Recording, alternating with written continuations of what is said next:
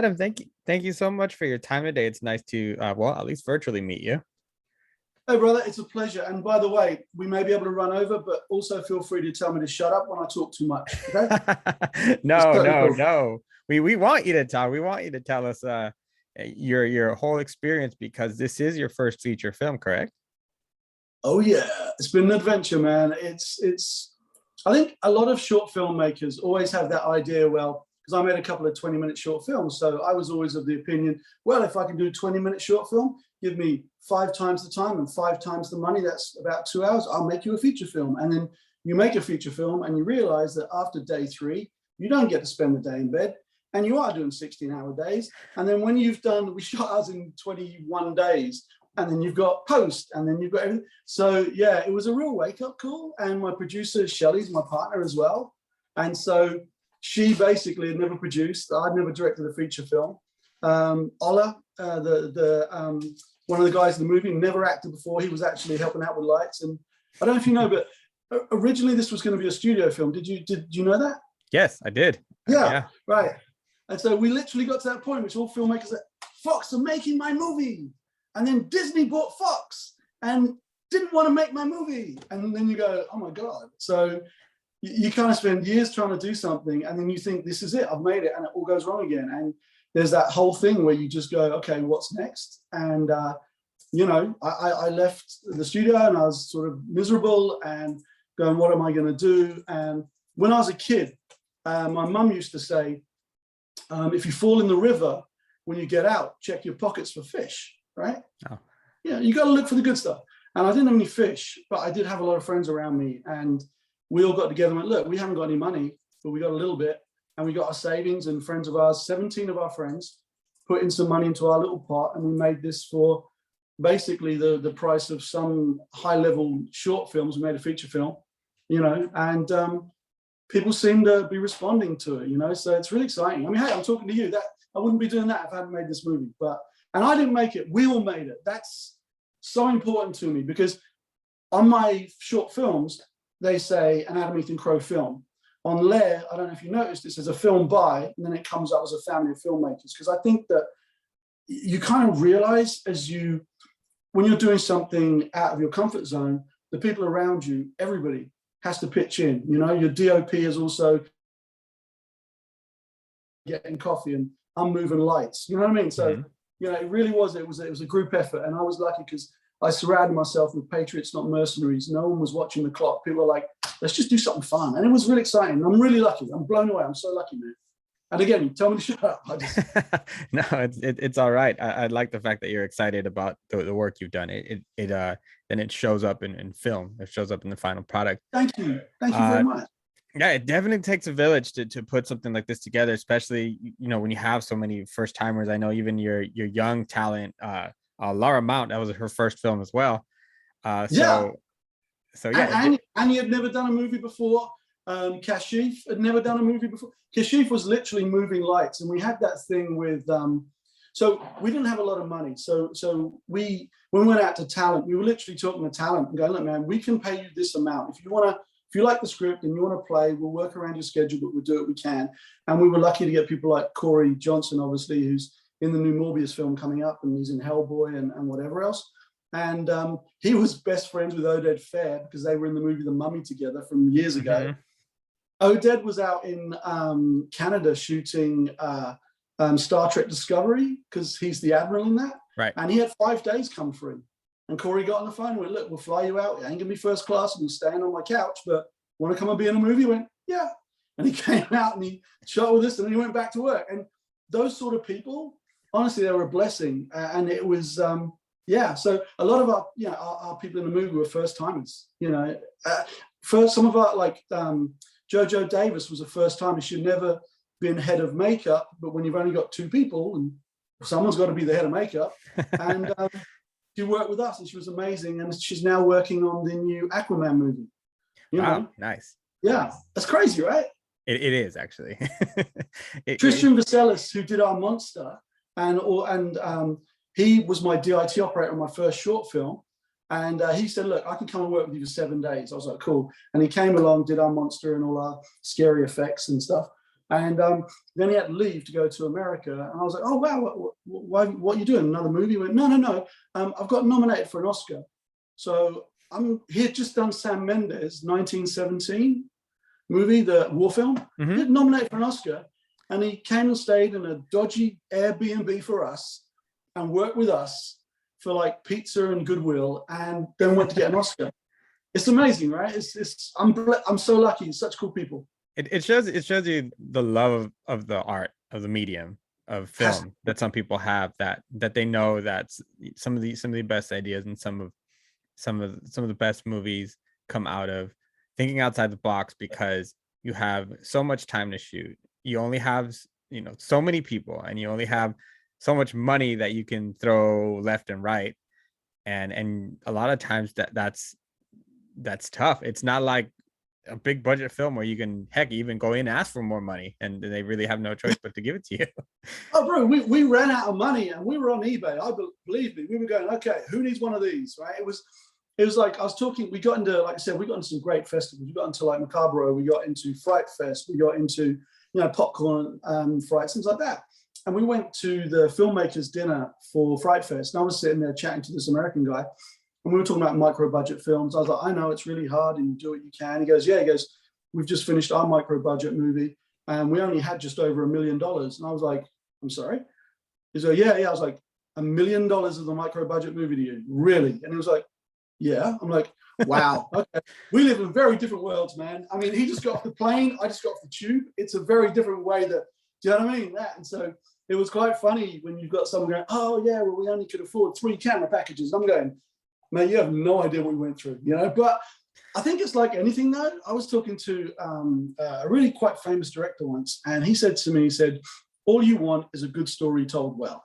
Sometimes it's on an iPhone, sometimes it's in black and white, sometimes it's in color or a silent movie or 3D, but just tell me a story. And when we did this, I was watching I like The Conjuring, I like the classics like The Fog and The Thing and stuff like that, but obviously Friday the 13th. But I always thought, when I came up with the idea for Lair, my thought process was, what if you spent a couple of nights in the room that the Warrens and The Conjuring keep all their artifacts in? All those scary shit. Why don't you spend a couple of nights? And that's where the idea for Lair came from. I thought, if you've got this apartment and this guy wants to test out some scary stuff and put some in there, what would that be like? And that's where it kind of came from. But it was a story that I wanted to see. I thought it'd be interesting because I was watching a movie and I was like, this is all great. I wonder what would happen if someone got locked in that room with them and couldn't get out. What would happen? And they didn't know that the stuff was all scary. They thought it was just like a toy shop or something. Because that was kind of my thinking anyway. So yeah. I thought it was very clever, because obviously having to travel a lot, I stay at Airbnbs often, so the idea that I'm like, wait, I always just book the place or have somebody books it for me. I don't know what has happened there before. I don't know what kind of sketchy things go on there, and this idea that somebody's using kind of these people as guinea pigs, in this particular case, this family, I found really, really interesting, because it's such a modern thing. It's such a modern idea, and I was like, wow, that could happen. That is kind of scary on its own. You think about it, brother. It has happened. I googled around, and there have been loads of cases where people have rented out Airbnbs and filmed things and hidden cameras, that kind of stuff as well. And in fact, the movie originally was going to be called Lair B&B, but we were worried we might get sued by Airbnb, so we were like, and that's an exclusive. I've told no one that. And so, but yeah, because we were like, because I stay in Airbnbs all the time, why not? But there is that side to it. So if I've ruined the experience for you, I do apologize. No. Oops. No, absolutely not. I need to. When I travel, I'm barely there anyway, so it's more of a place to put my stuff and sleep really quick. Well, if you come back and you've got a creepy guy standing across the hall, then be careful. I mean, that was something as well with the character. I wanted, like with Corey playing the evil guy Caramore, I thought, wouldn't it be interesting as well to maybe have the evil guy be someone you wouldn't mind having a beer with? Because in these movies, the evil guy is always like in the shadows, looking evil, doing evil thoughts, going, I'm being evil. But in this, he's kind of mercenary, but he's kind of funny and glib and kind of, because I think most people have a friend who doesn't mean to be funny, but he's just a little bit too rude and doesn't understand that when he says stuff sometimes. So I thought maybe make that guy the evil guy. But then I thought, well, if you have a friend who goes, well, I killed my wife, but I was possessed by a demon, you'd be like, really? I don't believe that. But you know what? I've got an empty house. I've got a room full of artifacts. Let's see if it happens.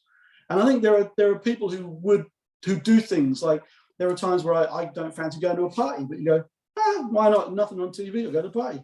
And I thought having that guy that started off kind of whatever, and then going, oh shit, would be interesting to see that kind of character in this situation rather than just an evil guy putting people in an apartment with evil things. And so that was kind of an idea I had as well. But yeah, and you didn't need to have him twirl his mustache or do anything like that, because just with his actions, it was pretty obvious what kind of person he was. Because I mean, number one, he's seeing intimate moments from this family that he obviously has no business doing. And then number two, as things are happening in the house, the right thing you would think is to warn them or to tell them or to something. And even when something happens to the little girl, he's just fascinated by the events.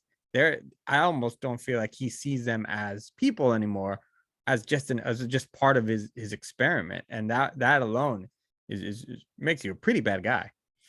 Oh yeah, there's no doubt he's a bad guy. I mean, yeah, he's that thing where, like you said, when that happens, and in fact, Allah says to him, like, what are we going to do if it goes wrong? And he's like, look, we'll go in and save him. But when it happens, like you say, he ain't saving nobody. He's going, well, maybe I'll get a book deal out of this, whatever. Mm-hmm. And I think that's something as well. He just sort of has that point where he's like, okay, I've crossed that line. It's all about me now. Let's see what we can get out of this. Let's get a book deal. Maybe I can sell the footage or whatever. And I think, again, that's human nature. Some people are just bad people. It's like, I've been a horror fan for years, and I love all the ghosts and ghoulies, but someone far cooler than me once said that sort of the most horrible creature in the world is man. We've got sides to ourselves, our own personalities, different situations, and people at different times of the day are the nicest and the worst you could ever meet, and it's all the same guy.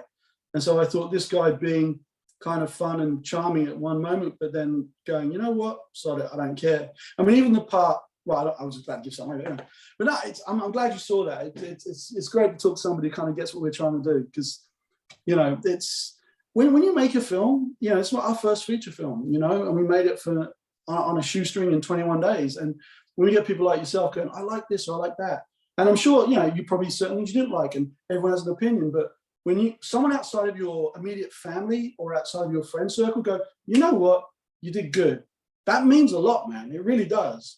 When we got into a few festivals, they have no reason to invite us to be part of it other than they enjoyed what we did. And when you've got, all these people living on pizza and working long hours trying to do something that we had no reason. These people shouldn't have worked with us. We couldn't afford it. They turned up because they were great and they wanted to do it.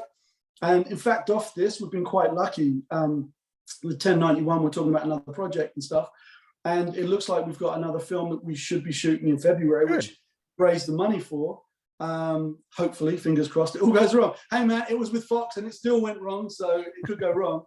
But on the next one, we can actually afford to pay people their proper rates and pay them at the right rate and get, put it together properly and treat them to what we should have done first time. It's like when you've got friends digging in and they're living on pizza and using their own gas. And now we're able to go, you know what, whatever your rate is, standard rate, we haven't got that much more, but we can pay you properly. We can have real catering that will knock your socks off and say thank you for the work you did then. Because I feel that when you do a short film or when you do maybe in life, if you ask a favor from someone, then only really should ask it one time unless you've paid them back, And so hopefully that's what we're trying to do. And it's like with me, to be able to do this film, I surround myself with great people. And I think that hopefully I'll have a career and we'll do more movies. But I think that anybody in any life, be it if you're starting a band or you want to do comic books, I draw comic books too. I love the Wonder Woman, by the way, on the back behind you. Thank you. That's wicked. I love that. But yeah, dude, I actually, I love him. A friend of mine's Martin Griffiths, who does comic books for Marvel and stuff. He's the artist. He's brilliant. But I think no matter what you do, if you get the right people around you to support you and do something, you genuinely, it's surprising what you can achieve. Right. it's amazing. It's you know, if you want to be in a band, then get the right people, and you'll be in a band. You know, we made a movie, not me, but us. We made a movie, and hopefully we get to another movie. Sorry, I talked to it. Anyway, yeah. Well, next time, extra toppings on the pizza. You know. Yes. No more anchovies, just extra everything else. As long as it's not pineapple, man, I'll support you. Who came up with that idea? Pineapple on a pizza? Really? Anyway. I'm glad. I knew you were a great guy. One thing I wanted to compliment you on also is your scare choices. I'm big on moment simmering, and then sometimes not even getting a scare, but just the idea of that there's something there. But like your opening sequence, I remember as I'm watching it, I'm almost trying to peer around a corner, and I'm looking at a screen, but I want to know what's on the other side of the camera. I thought that was brilliant. My favorite scare of the whole of the movie, and you know, you see part of it in the trailer, so I'm not giving anything away, is the little girl on the rug. Yeah. And she's very, very slowly being pulled back, and not knowing what was going to happen, especially because it's in the daytime. Like who you know, why, how do things happen during the day? And just that quick, you know, reach at her is just so good. Just great stuff.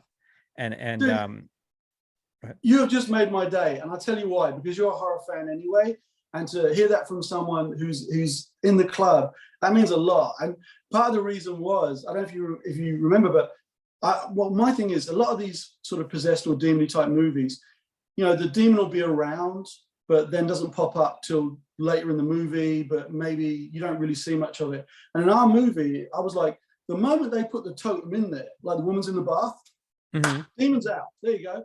You know, it's daytime, kids there, demon's going for it. Doesn't matter if the sun's coming through the window, because the demon ain't sitting there going, I don't start till 8:30 tonight. You know, it's like, so to me, I'm like, if I'm a demon, I'm a demon. What are they going to do? Call the cops? So for me, it was like being able to go, okay, there's a kid. Maybe I'll grab the kid. Maybe I'll do this. Maybe I'll do that. And I think, so it means a lot that you think that, because it was, you know, I just thought, you know, this is the evil totem, this is the evil thing. Let's put it in the room and start the party, you know? So that means a lot. Thank you. Oh, well, you're welcome. And it was, I mean, I had fun with it. And that's really the whole point is when you're watching a scary movie, it's almost like a ride. Yeah, I mean, we had, because obviously we've got an entirely female family, and we've had people say, oh, is it an issue? It's not an issues movie in any way at all. It's just a scary movie that happens to feature a same-sex couple. It's not, there's no agenda, nothing, right? And the same as like when we cast it as well. And we had casting agents turn us down, partly because we didn't have a lot of money, but partly because of some of the reasoning. So we, like with the Maria, with her new love interest, that's Carly, but it could have been Carl. Joey's a 16-year-old kid. 16-year-old kids are a pain in the butt. So Joey could be Josephine or Joe. So we spoke to casting agents. They were, well, we got to decide, is it a man or a woman? Is it a boy? It doesn't matter. Get me a great actor, 16. Get me a partner, because, and so when we cast it, we had people turn up for roles from different genders to play Carl and Carly. And it happened that on the day, the best person for that role happened to be identified as a woman. So boom, she got the job. When the Joey one cast, out of all the people that came, men and women, happened, and you knew it was the best on the day. Guess what? You got the part. And we did it with cast, we did it with crew as well. So 40% of our crew identifies female. Not because we were trying to tick a box or do anything. We were like, okay, you've got the best resume, you're great at what you do, and you seem cool, come and work with us. And I think now and this, you got to remember, this was 2019 when it was the infancy of trying to be more diverse and open up. So it wasn't any kind of agenda then anyway. And we've had a couple of people say, oh, it's an agenda movie. There is no point in this. There's nowhere in the movie where we have any kind of agenda. They're just a couple. They argue like a couple. They make out like a couple. They get on each other's nerves like a couple, and it doesn't matter. And I think that for us was important in doing that, you know. And yeah, so I think, and it kind of works. I think it works. No, what works really well with it is that you're not just kind of, as an example, you're not like waving a flag in the background and trying to like shove it into people's faces. Kind of, there's some projects that sometimes do that, where they want to be so bluntly obvious that it can actually be annoying at times. But the way you approached it, like a non-issue, like it's just them. Exactly, like, non-issue. You're entirely right. It's a family. There you go. And it's Yeah. the same as like when the only time where we actually tried to, or no, we actually did try to specify actors and gender and whatever. We didn't even do it that way. But what we did was when we create Pride, Gay Pride, which I have to point out was in November. So all those crop tops and stuff, people were freezing because November in the UK, brother, this is like cold rather than summer. And on that, we went to an LGBTQ extras agency. And so that's an authentic Pride parade in London. Nice. But again, we didn't have much money. So we had the street for 2 hours. We had these really cool people come down who luckily most of them brought their own clothes because we couldn't really afford much on that side as well. And they were cool as hell. And we had a great time. And when you're in the UK and it's like -2 and you've got people standing around trying to be happy with skin and you just want to run over and put a blanket around it, I'm so sorry. But again, it was so cool, man. It was like everybody that pitched in had something to add to the overall finish of the project. And so when I look at it now, we've got a little behind the scenes footage as well, like runs for 20 minutes, which was so much fun. And a buddy of mine just came in on the camera and filmed while we were doing it. And it was so much fun. And you look back and you can see people laughing. And don't get me wrong, there were people as well. There were tears. There were things that go wrong because it's a film set, right? But everyone was there for the right reason, I feel. And hopefully that came out on our little project. And if not, I'll send you a copy of the behind the scenes footage. It's 20 minutes long. I'll send you a link and have a look. I don't mind at all. So, and then, you know what I really enjoyed about covering this film is that I had fun with the film. I enjoyed it from start to finish, and I enjoyed your story as well.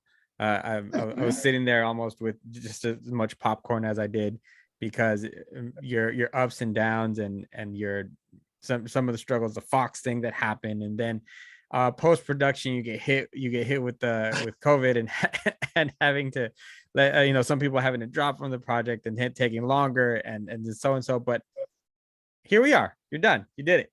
You made it. Congratulations. You have one under your belt, and apparently, hopefully you'll be starting in February with another one. So, and hopefully you'll have us back to talk about the next one as well, man. That'd be really cool to chat. Yeah, it's great. It makes me very happy to see you here now, with the finished product, and then ready for everybody to enjoy it tomorrow, right? That is the plan. That is the plan. It releases tomorrow, and we're all. I mean, look, everybody is sitting there. Oh my god, it's kind of. I mean, we did quite well in some film festivals and stuff, and so we got to have some screenings. But because of COVID, like in the ones in America and stuff like that, and we did really well in other countries as well. But we couldn't go to any of them. We couldn't get out there and see it on the big screen. And so we had a cast and crew screening recently. It was only a 50-seater, but we actually got to sit down and watch it in a theater. Nice. And because I've seen it like 200 times because, color, grade, sound design, everything like that. Mm-hmm. And you kind of, at one point, all you do is see the flaws, the problems with it. You're going, well, that should have been like this or that should. And then on this night, we all got together, all of the filmmakers as friends as well. And we sat there and we had a drink and some popcorn and watched it on a big screen. And it made me fall in love with it again. It was kind of cool to be with all these people who, it was nearly just over 2 years ago, because this is November 2019, before COVID, we did it. So for us all to come together 2 years later and just sit there and go, look what we did. It was kind of cool. And to be able to share that with people, to me, is really humbling, man. It's really humbling, seriously. And it's exciting too. So, and again, thank you for having, an opinion on everything and being willing to just chat and talk to me about it. And I love that you got some of the points that other people didn't get. That's probably because you're like me, man. You're a bit of a genre fan, right? So absolutely. And the funny thing is, I liked horror before my job with LRM as an interviewer, but I had to step it up and really get into it as I took this position, because the first people really to give me opportunities were companies like Shudder and things like that. But what I did immediately is I went back and watched all the Halloween films. I went back and watched some of George Romero's early stuff. I went back and watched Aliens, The Thing, The New Thing, and just to try and differentiate the types of horror films, because you can't judge like a slasher versus something like this, which has more possession or more of a demon type. There's different things, and there's a little bit of something for everyone. But the thrills, the chills, the fun, it's all there in the genre, and I love it now. I can't get enough of it. But that's what I love about it. Horror and comedy are my favorite because there's an immediate reaction. If you watch something scary, you jump. If you hear something funny, you laugh. And to me, that's the best. It's immediate. You watch a thriller, and then a week later, you're talking with a buddy in a pub about it or something. That's cool. But when you watch a horror movie, you know, you're like you said, honestly, man, that's the best compliment I've ever had. Is when you were going, I was sort of leaning out of the shot. Yeah. That to me is a huge compliment. And actually, I will tell you this as well. The second biggest compliment I got was I got an email from Michael Grace, who wrote Poltergeist, who had seen our movie, and he said, your movie scared the fuck out of me. Great filmmaking, I'm a fan. And I thought it was from a friend, you know, being a dick, right? You know, he's writing you. And so I was like, yeah, great, thanks very much. So I Googled where the email came from, and it was from him. And we've had a few Skypes and a few talks and about projects and things. And that's crazy, right? The guy that wrote Poltergeist, and he also did produce Sleepwalkers with Stephen King and all this. You're going, this guy saw my movie at a festival and decided to write me an email. How crazy is that? That's crazy, right? So I was like, yeah. And I think it's those little things where, for me, if I can make a movie with my friends and make another movie with my friends and pay my bills and keep my car running, that's all I need. Because I've worked at McDonald's, I've worked in factories, I've done all those jobs.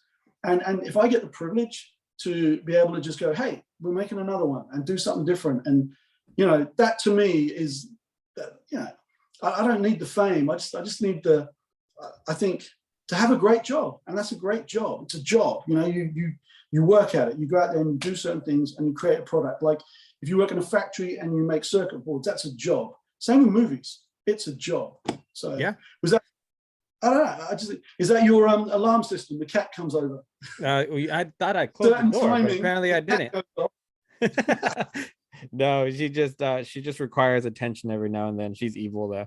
So. Oh really? It sounds exactly like my girlfriend. No, she's great. She just wants it. She just likes attention a little too much sometimes. But I mean, back to your point, yeah, if you're doing what you love, yeah, it's a job. Yeah, you're working, you're sweating, you're putting a lot of hours, but it at the end of the day, it's what you love to do. So it doesn't matter. It's not like working 12 hours on a film is not the same as working 12 hours at McDonald's, unless you love working at McDonald's, which is a whole different conversation. I think my worst job in my life was I worked at a pizza place. I won't mention that. I guess I said McDonald's or whatever, Pizza Hut, and my job was literally in the basement of the restaurant, opening huge tins of sauce. That was my job. Yeah, like no lights. It was like I was like, okay, cool. And so from there, the trajectory was like whatever's next, and to stumble into this, and it started like everyone else, you know, a few short films here and there, and you get that bug. And I think someone else described it as it is like a virus. When you start making movies, you're infected and there is no cure. And I love the process. I love working with the people, you know, and you stumble over so many people that bring so much. Like, that's why I said it's a family of filmmakers. No other film that my next movies I do, touch wood, they'll all be a family of filmmakers, because on any set I work on, I want it to have that Nora Ephron vibe. I want it to be people that are there, that are treated with respect, cell phones and egos left at the door. Let's do this and do it with people that you want to work with. If I can do that, then that's it, man. That's the holy grail, you know, and telling different stories as well, because I love horror, but I want to tell a romantic comedy. You know, I want to tell this. You love horror, but there are times you read different books. You want to read a book on this, or, you know, and people put you in little boxes. And as an independent filmmaker, you know, I think you get more freedom, you get more of a challenge because you haven't got the resources, but you also got the freedom to go, okay, what's next? You know, maybe we'll go and tell this story or tell that story, you know, and that to me is really exciting. So yeah. And hopefully you'll have me back to talk about the next one as well. Hopefully. Yeah, I'm excited to see what your next idea is and what we're gonna see. Adam, thank you so much for your time. It was a great conversation, and I really hope to talk to you again. Brother, genuine pleasure, and we will talk again. And I'm going to send you that link as well. So yes, if you're interested, absolutely. Oh yeah. Behind the scenes is always a lot of fun. All right, man. I'll fire it over to you tomorrow, and we will talk very soon, hopefully. And have a great day. Thank you. You too. Have a great rest of your week. Take care. Take care, boss. Thank you. All right. Bye-bye.